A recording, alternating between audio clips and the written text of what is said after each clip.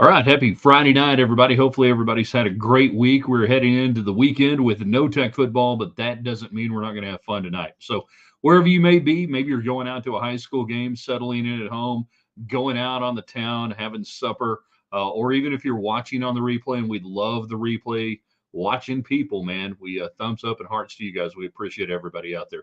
So, we're going to get into the standing order around here in this company on Friday. We find out the most Texan thing you have done this week. So, I want to hear a few of those.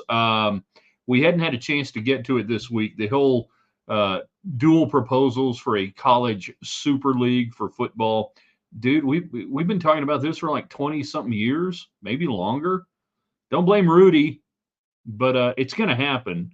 But there are some thoughts on that. Big 12 in action tonight, Utah and Arizona State. Good game. We get to sit back if you're a Tech fan and just enjoy the whole carnage. And then it is in my opinion, a must win for the Cowboys this weekend if you want them to make the playoffs.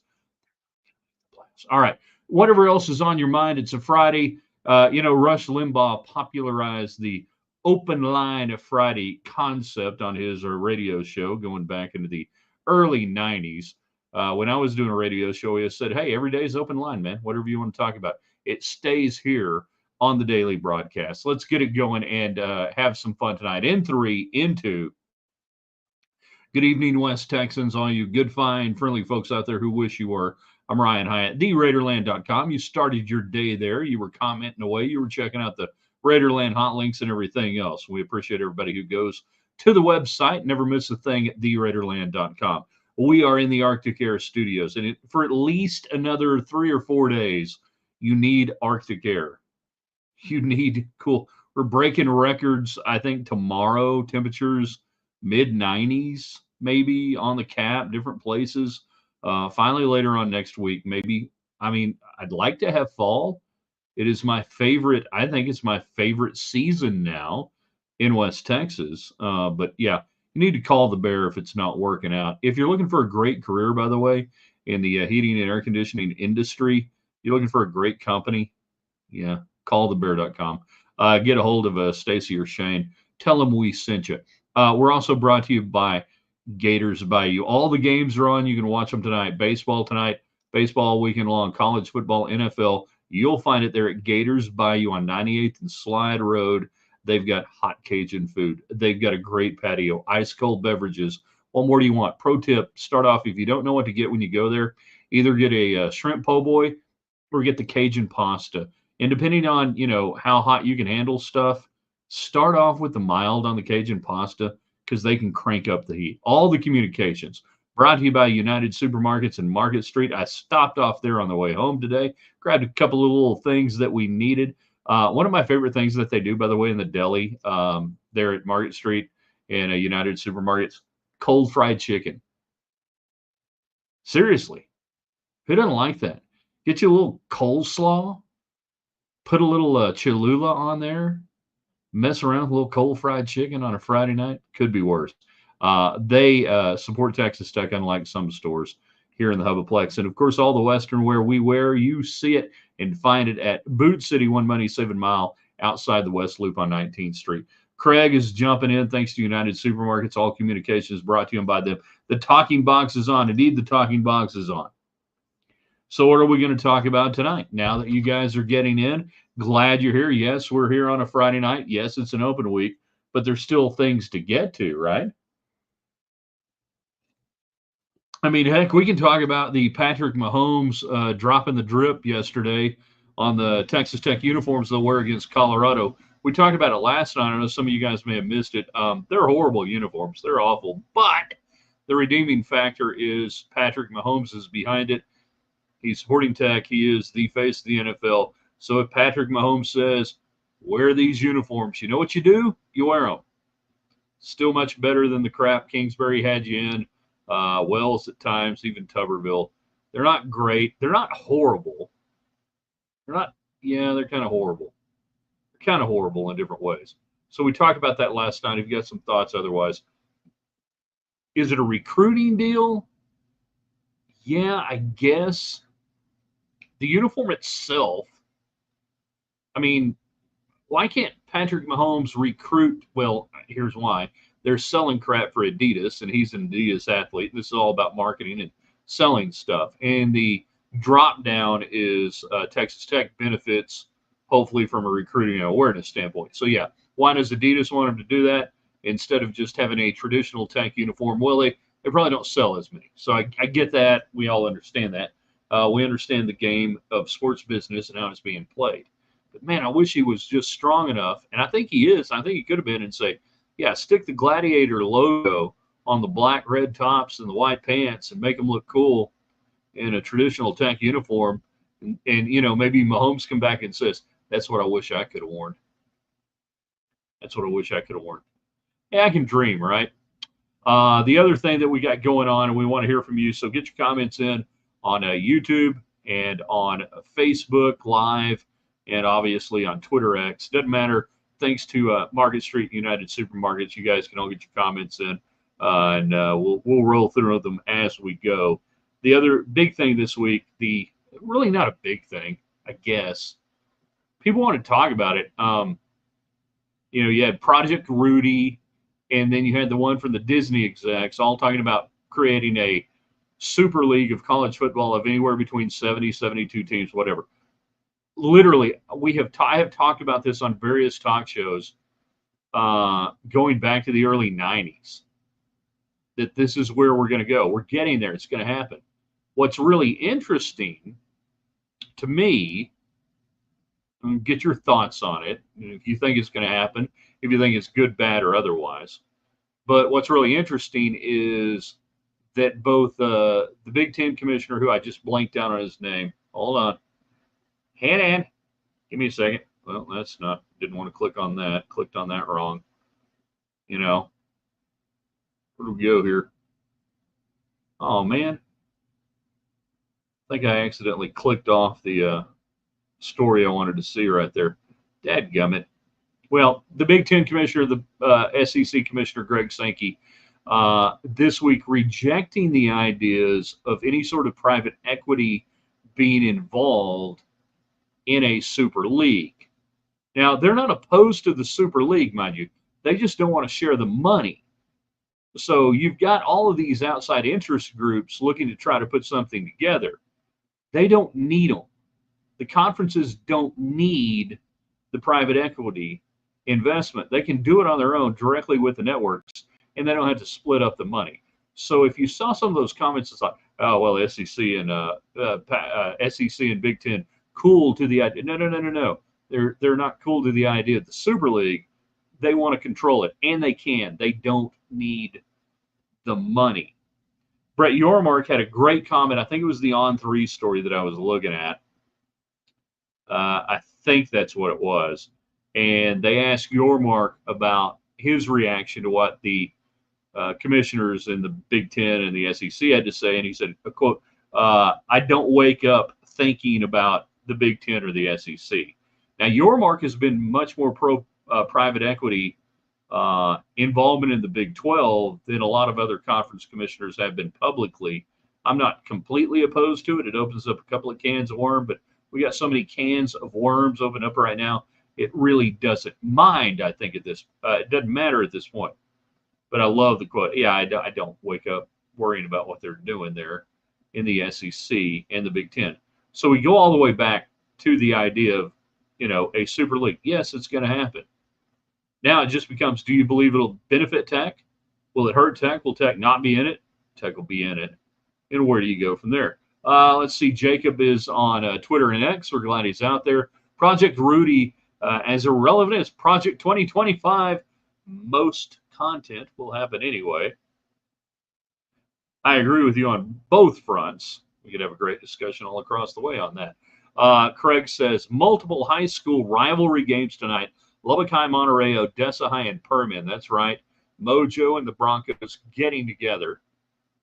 It was Larry Gatlin for the longest time was the last. Larry Gatlin was the last quarterback at Odessa High in like 66 or 68 to get a win over Mojo for decades and decades and decades. He went on to play at the University of Houston and scored the 100th point in their win over Tulsa. in the early 70s. That's one of the games I always wanted to see that game. I saw Midland Lee and Permian at Jones Stadium. Never got to see them play home and home Ratliff at Memorial, the old Memorial Stadium, where Coronado had an every other year ass kicking in the mid 80s. You got the Spurs back for the first time in 2 years. District changes and everything else. Glad this game is going back. My mom is adamant. So my mom is an early 60s graduate of Monterey. What you going to do as a proud Coronado Mustang? Anyhow, so the Spurs get started. The backstory on the Silver Spurs and the Lubbock High and Monterey rivalry. Monterey opens in 57 or whatever it was. Can't remember the year. Right in through there. Maybe 55.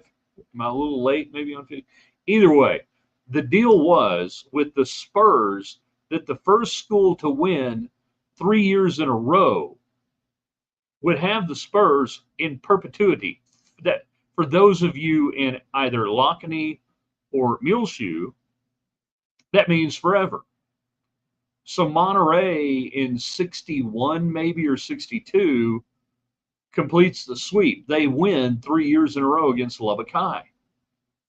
Lo and behold, the powers that be said, no, we're going to change it up. We're still going to do it. There are still people from Monterey in the early 60s that are pissed off. They won the Spurs 3 years in a row. It should be in their trophy case forever. Meanwhile, at Coronado, we just always watched the whole thing and said, yeah, good on that. Peon versus Western or violence on violence. Sign me up. Give me more of that. So a ton of rivalry games going on tonight around the state and otherwise. Hey, if you're going to one, that'd be cool.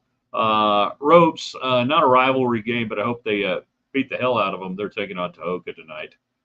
I think it's in Tahoka.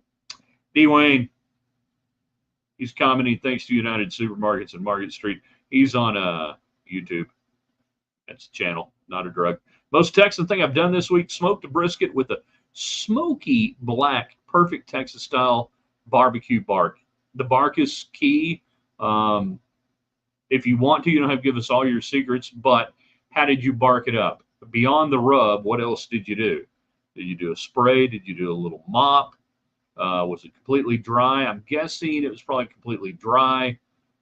Did you do a pellet smoker, traditional smoker like a Brinkman?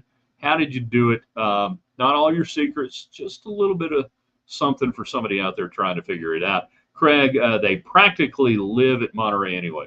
I know. And well, as a Coronado Mustang, I root for Lubbock High in the Spurs game every year. So go Westerners tonight. Hold on, that's horrible product placement there. There we go. That's a little bit better. You guys can get in tonight. Most Texan thing you've done. The college football Super League. I think we're all in agreement it's going to happen. It's just a matter of when and how, and it's when the TV contracts unwind from right now. It's who's going to be involved. And basically everybody in the Big 12 will be involved. Everybody in the ACC, the SEC, and the Big 10. After that, things will probably get a little dicey. But those teams, and Tech's going to be involved. Tech will be there. You got to have somebody to play. Look at it that way. So you're going to be there. It's going to be okay. Then it becomes, will it be beneficial otherwise for Tech? And when they completely sever football at the highest level from the NCAA, I think that'll be good for Texas Tech. I really do. The more interesting concept to me now is what happens with basketball. I think 5 years from now, the NCAA basketball tournament, as you know it, is dead. That they will create their own, quote, Power Four college basketball tournament.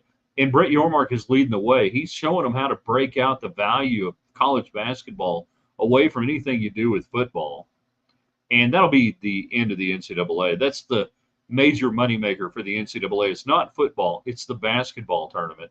And when they decide we don't need to have St. Peter's and we don't need to have these schools in that everybody says they love, but the ratings tell me you don't love it. I've seen it. I know. but we love the first 2 days and all the upsets. Yeah, you can still get that. If I slap a 16 next to a 1 and it's Ohio State versus, um, who the hell would it be? Ohio State versus, give me a team. Somebody give me a team real quick. Purdue. That probably wouldn't be a 16-1. That's a bad example. You get the idea. You'll still watch. I know you will. That's more interesting to me. Let's see. Moving forward in reverse. Jeff is jumping on there. He's on our little YouTube channel there, Ryan Answer Raiderland. Please, everybody, subscribe to our YouTube channel, whether you watch it there or not. Follow us, subscribe on Facebook, whether you watch us or not there, and on at Ryan Hyatt Media on Twitter. SMU buying their way into the ACC doesn't look so foolish now. I didn't think it was foolish at the time. I thought it was kind of not foolish on the part of the ACC. Foolish is not the right word. Desperate, maybe. But all SMU was doing was buying their way in the new realm of college football, and that's all it's about, football. Maybe basketball for them. But it was just they had the money to buy a seat at the table for another 3 to 5 years. So they did it, you know? Now, nobody cares in Dallas about SMU. They can be good, they can be bad. Nobody cares. It's a pro sports town. They'll never be relevant. But again, the conferences need teams. They got to have somebody to play. There's always got to be a Vanderbilt for an Alabama to beat. Yeah. Well, anyways, Dwayne talking about his brisket. Got a Weber kettle. I dig that. Normal Kingsford charcoal. Okay. Chunks of hickory wood. That's good. Do you soak the hickory wood or do we just throw that out there? We're going. I mean, again, we're probably going anywhere between 215, 225. Coals on one side. Okay, so we've got the offset heat. That's good brisket on the other. Salt and pepper only on the rub. Spritz it with apple cider vinegar. 10 hours to smoke. All right, good on the spritz. I like the apple cider vinegar. You can, and I know you know this, Dwayne. You guys can add different things, but the apple cider vinegar does a good job bringing down the cellulose. But also, again, we're going to create that bark where you've got the salt and pepper. Salt and pepper only on the rub. Old school, man. Not a lot of people just do it that way with the salt and pepper. Usually people add a little bit of different things into it. That's fine. Do it the way you want to do it. You know, hickory's great. I think hickory, if we're talking briskets specifically, hickory, and there's nothing getting the whole thing going with just regular charcoal. That's fine. You need fire. So then where do we get that flavor from the smoke? Hickory's great. Applewood, cherry, peach, all of those things are complementary, I think. But on top of hickory, that hickory gives you probably the cleanest, evenest burn. CJ is on what is that, Facebook? Yeah. I didn't see the 60 seconds today. Was there not one? No, there was not one. It had a lot of stuff going on today. My truck is in the shop, so it didn't work out time-wise and everything else. I apologize. We'll have 60 seconds back with you on Monday. Thank God somebody likes it. I was afraid nobody would notice. That's a good thing. Speaking of noticing, how many people, and this is where I got to ask you guys to jump in, thanks to United Supermarkets and Market Street, even if you don't have a hardcore sports opinion or anything else on what we're doing, I need you guys to jump in and say where you were and if you saw the Northern Lights, the Aurora Borealis last night, as we did right here at Raiderland headquarters. My wife excitedly comes into the living room. I didn't know what was going on. I was glad she was excited. And the next thing I know, we're outside looking up at the sky, and the Northern Lights are there, except I get couple of things going on. I'm moderately colorblind. Not awful, but yeah. So I'm looking up and she's saying, look, there's red. There's, you can see. And I'm like, I see a haze. I see a haze. But then you get out your phone. You get out your phone and you turn on that camera and you're going, holy crap, sky's on fire. I hadn't seen them. The first time I ever saw them, I was a kid, probably 11 or 12 years old in northern New Mexico. They're in the mountains, and it was pretty amazing. This was pretty cool. We got some cool shots. We put it on Twitter at Ryan Hyatt Media. But to see it this far south, yeah, neat. Let's see. Jeff, suburban St. Louis and the Northern Lights were fantastic. I have to ask, and you say suburban. The city lights didn't affect it too much. Everything else, we're way out in the country, so we didn't have to worry about it. Craig, we had a rainbow here in Abernathy yesterday. Yeah. So you see, and now we're all experts on the Northern Lights and like the gradients on G1, 2, 3, 4, and 5 and different things and the different, you know, temperatures and solar flare and everything else creates a different light. Hell, I didn't know. But it was like a bad Hallmark Channel Christmas movie. Northern Lights in Lubbock, Santa Goes South, you know?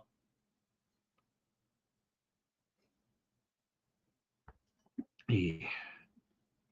Jeff back in. City lights weren't a problem. 25 miles from downtown. Okay, good deal. Yeah, I wonder how many folks saw it. It was the rage of the internet. That's cool. We like that. That was neat to see. We can also talk about the Cowboys tonight with you. It's must win against Detroit.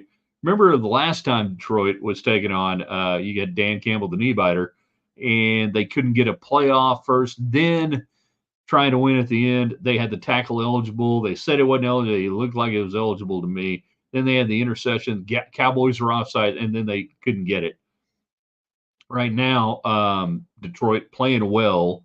This is the first time in well over a decade back-to-back 3-1 starts. They're better than Dallas. They're favored to win. Dallas, in my opinion, has to win this game if they want to make the playoffs. Now, if you're a Cowboy fan, you have to make a decision right now. What do you do? Because if they win this game, it doesn't guarantee you make the playoffs. It just kind of limps you along. But if you lose, it might guarantee changes would be made. If you want to get rid of Mike McCarthy, it might get us back to the in-firing of Wade Phillips, in-season firing of Wade Phillips back in 2011. You hadn't had one of those in a while. But then again, you have to ask the question, does it really matter? If they fire McCarthy in the season, if they don't fire him in the season, does it really matter?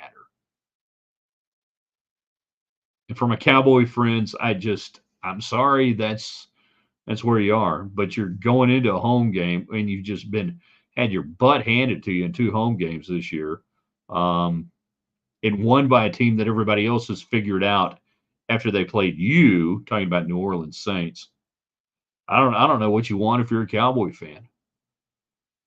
I know you want to win. You're not going to win, so it's not going to matter. So I apologize for that. There was another thing today. D1Baseball.com, Kendall Rogers and his great crew there. Texas Tech, 17th ranked program in America right now. This is not like preseason poll. This is like overall programs. I endorse that. I think that's right on the money where they are right now, where the program is from facilities, recruiting, ranking, play, success, fan support, you name it. And if you told me that, like 15 or 20 years ago, that people would be griping, they're only 17 in the country. I'm like, dude, there was a time even in the Big 12 you were barely 17, and it's because they didn't have but 10 teams and 12 teams. It's pretty good. These are the good old days, as I like to say, and it's really hard to get to Omaha. And I know people are like, I hadn't gone since like 2018, 2019. Yeah, it's hard. Dwayne, the gray Mahomes uniforms are growing on me a little bit. I still don't like them because there's no Texas Tech on them. Yeah, I hate the Tech deal. You embrace Texas Tech. You don't want to be Tech. The whole idea of, well, we'll own Tech. No, you won't. Tech is ubiquitous. Texas Tech is singular and unique. Be Texas Tech. Everything should say Texas Tech. I will give a pass to basketball when they use the tech across the front. That does go back into the 50s a little bit and even the 60s. But almost everything else should always say Texas Tech across the front. But they'll know where Texas. No, the rest of the uniform is just not really. It's nothing. Nothing about it screams Texas Tech, and that's what I want the Tech uniform to be. Every time people turn on the TV and go, "There's that double T," I can actually see it, not the 3D crap, but the real double T. There's that great black helmet on top of a red jersey with white numerals and the white pants and the black shoes. Let's do black shoes, right? Do black shoes. Craig, getting rid of any Cowboys coach doesn't matter as long as the Crypt Keeper from Tales of the Crypt owns the team. They're always going to own the team. They're never going to sell it. That family, you've got 3 generations in line right now. Well, 2, really.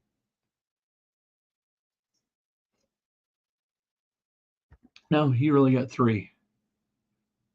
You got another, I mean, like John Dutton setting stuff up in Yellowstone, man.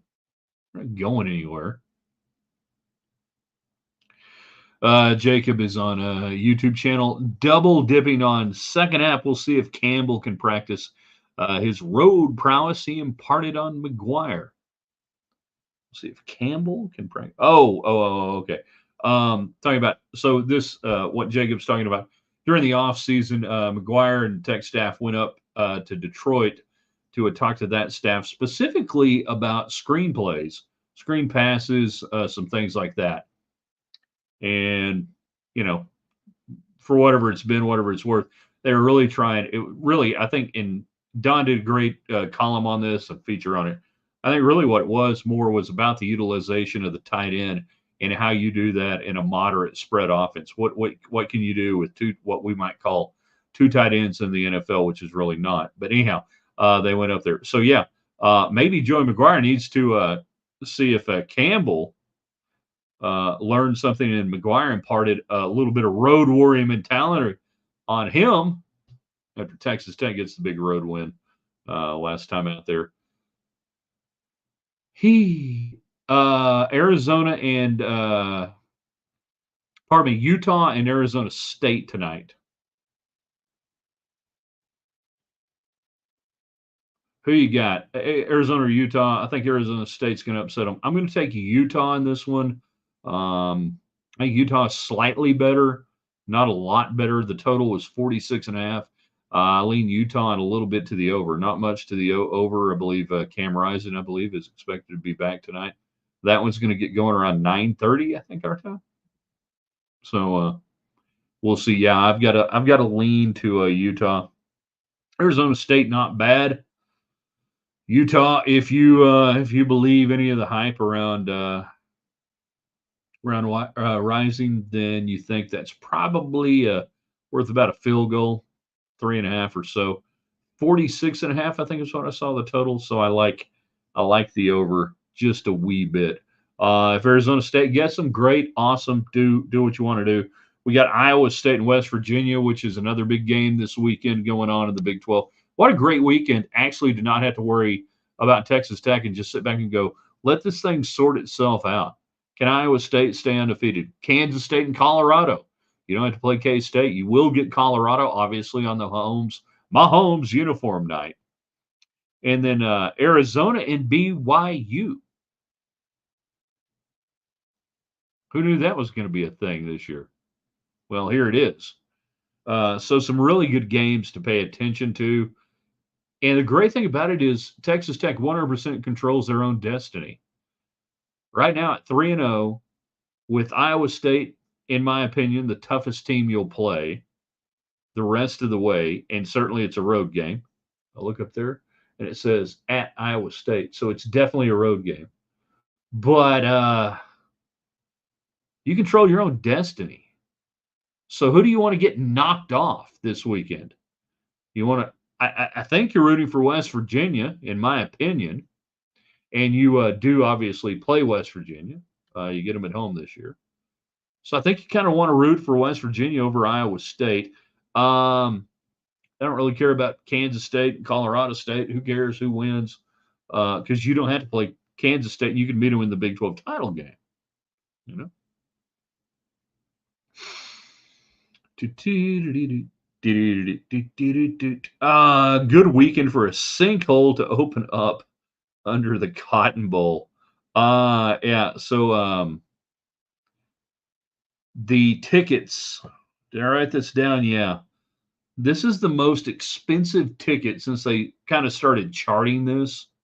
I was seeing earlier today that the average ticket price for this game is $720. I wouldn't pay $7 to go watch either one of them, but it fascinates me that Oklahoma down and they're not good, and I don't think they have the offense. A lot of times we go, underdog in this thing, they can spring the upset. Oklahoma, I don't think they can score, and Texas is that good. And we expect Quinn Ewers back in action. And if he sucks, you just throw Arch Manning out there. He'll run for a touchdown and throw for two, or run for two and throw for one. Doesn't matter. That Texas is the right side of this. I don't think they'll be, but I'm fascinated that, and I guess maybe part of the allure, it's the first time in the SEC that they're doing it or whatever. But I really don't think this is going to be much of a competitive game. And Oklahoma will continue to look like they hired the wrong guy, just like maybe Baylor did. Iowa State in November has been a house of horrors for Tech in the past, except the last time you were up there and you beat their ass when it was 2 degrees. Right? Right. So November 2nd, I'll take my chances up there. It'll probably be like 60 degrees. Iowa State was a house of horrors against Cliff and Tuberville and some other coaches. One at times players, two at times scheme. And that maybe what was it when Mahomes was up there and he was hurt and everything else? That was one of the worst give up games I think I've seen Texas Tech play in the last 20 years. I can't remember the final score on that one. Awful. So yeah, not this time around. Totally different. Totally different mindset. Totally different setup and scenario. I mean, you're built to win in cold weather. You run the football. You got Taj Brooks. You do play action passing. You got a freaking shutdown defense now. You know. All right, maybe one of the last comments tonight, Jacob. Anyone you beat or think you'll beat as a Tech fan, that is who you root for. Okay, yeah, I see what you're saying. Yeah, going into the weekend, and then again, it doesn't matter because you control your own destiny. At 3-0, you don't need help. You play Iowa State, you beat them. Play Colorado, you beat them. Play West Virginia, you beat them. Mike Gundy in his final year as head coach at Oklahoma State, you beat him. So all those things, it doesn't matter right now. You don't have to sit there necessarily this weekend. Great position to be in, isn't it, Tech fans? You go, that's fine. We can take care of it ourselves. But if you'd like to have a little help, we understand it. All right. We've enjoyed the broadcast tonight. Always fun. Always enjoy it. We're going to archive this at theraiderland.com. Not going to be with you tomorrow. Going to take Saturday off. We'll be back Sunday. 5 things we know on a Sunday. The column might do something Sunday night, depending. I don't know. I miss you guys. I miss hanging out with you. It just kind of depends. And then just getting hell after it come Monday. And whoever was asking about the 60 seconds of Raiderland, yes, I'll have one for you on Monday. All you got to do is just share it and make sure it's out there. If I do the commentary, everybody who watches it sees it. You guys got to spread the message, share it, all that stuff. We ask you to do that tonight, whether it's off Twitter, Facebook, YouTube, or you go to the website, theraiderland.com. We appreciate it. And it grows Raiderland. And that's a cool thing. All right. Thank you. Thank you, Jeff. We appreciate it. Wherever David Collier is tonight, we hope he's doing well. KMIC 28 Sports Director. You guys hit him up on Twitter tonight. for David Collier and just wish him well and hope he's doing good.